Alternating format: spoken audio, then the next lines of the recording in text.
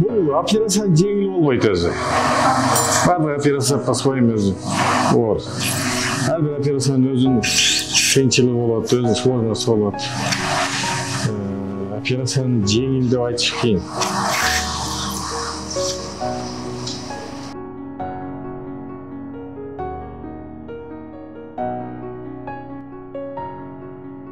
Hazır операциядан чыктык. Азыр бизде бүгүн конференция интервенционный кардиология сосудистый хирургия боюнча. Ошол конференцияга менин выступлением бар. Жумуш ушундай.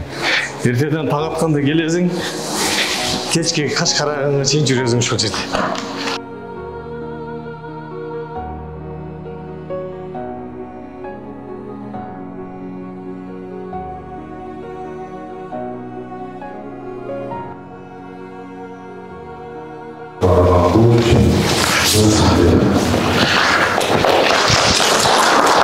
Саламатсыңар, урматтуу коллегалар.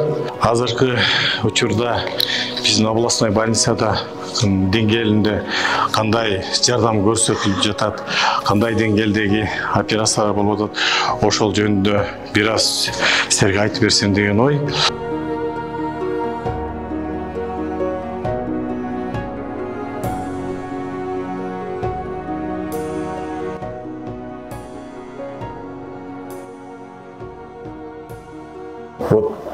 Операция маалында чарчаганы, убактын өткөнү билинбейт. 5 саат болобу, 6 саат болобу, так мгновениеде өтүп кетет да. Операция бүткөндөн кийин анан сен да чарчаганын билесиң, бутуң талганын билесиң, анан курсагың ачканын билесиң, суусагың келгенин билесиң. Ага чейин сен полный адреналинде. Потому что тебе мыслит башка ой жок, только сен ушул концентрация мысли ушул жакта, как кандай кылып жакшы чыгып кетиш керек, кандай кылганда осложнение болбош керек, тигил эле бул кан тамырды тигилнеп ушуну сакташ керек. Операциядан кийин больныйда проблема болбош керек, ошол гана ой. Башка ой жок.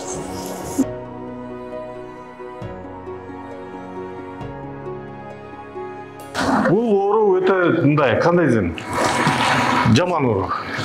Нерв оорусу. Баштын ичинде 12 черепно-мозговой нерв бар, 12 пара.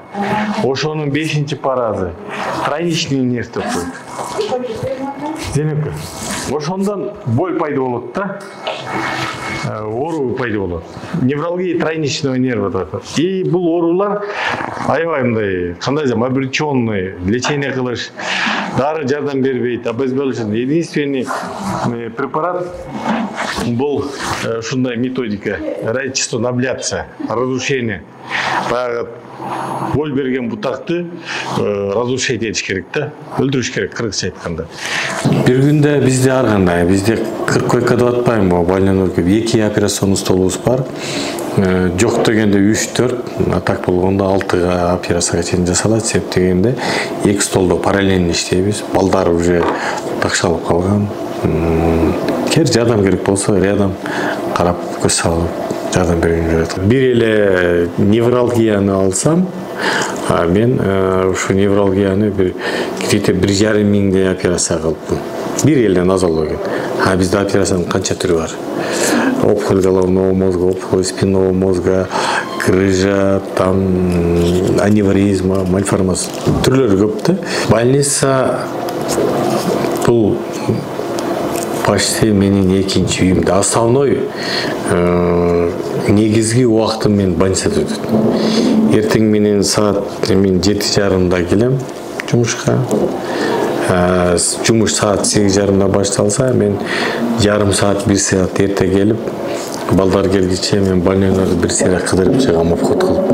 Палатаны полный 40 койка болсо, 40 койканы баарын кыдырып чыгып, кечээинки операция болгон больнойларды биринчи акцент кылып карайм. Андан кийин реанимациядагы больнойларды карайм. Реанимацияда жаткан. Андан 8:30 бизде каждый день заведующийлердин пятиминуткасы болот. Андан чыгып ана пятиминутка барам 8:30. Анан операция башталат. Бул кесип мага жагат да. канчалык сложность болбосун, канчалык татаал болбосун, мен дүйнөм ушу менен связан, нейрохирургия менен байланыштуу.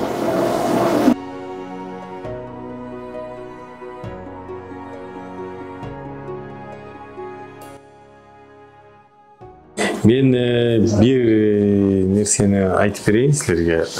Менде ковид маалында мындай ситуация болуп калды. Мен анда частный клиникада иштейт элем. Бул ушу на всю жизнь менин эсимде калды. Анан ошол жакта иштеп жүргөндө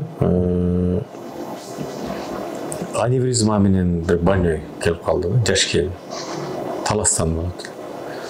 Анан ошондо ковид маалында бардык жерде жабык.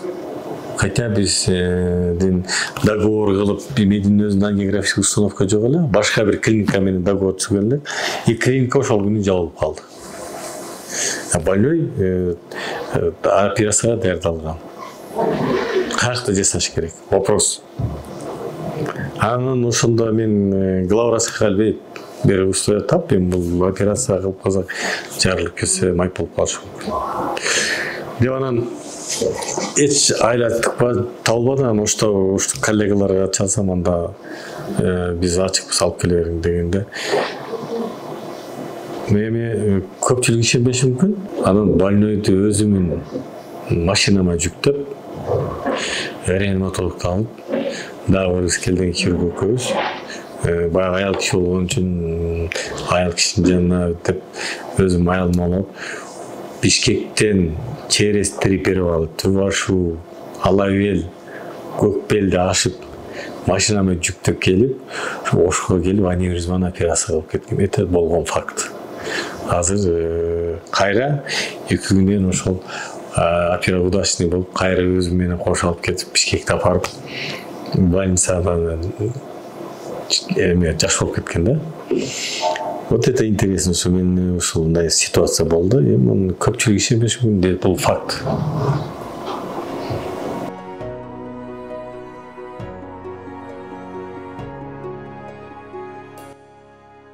Вот силер көргөн азыркы көрүнүш, мисалы үчүн, бул бир күндүк эле.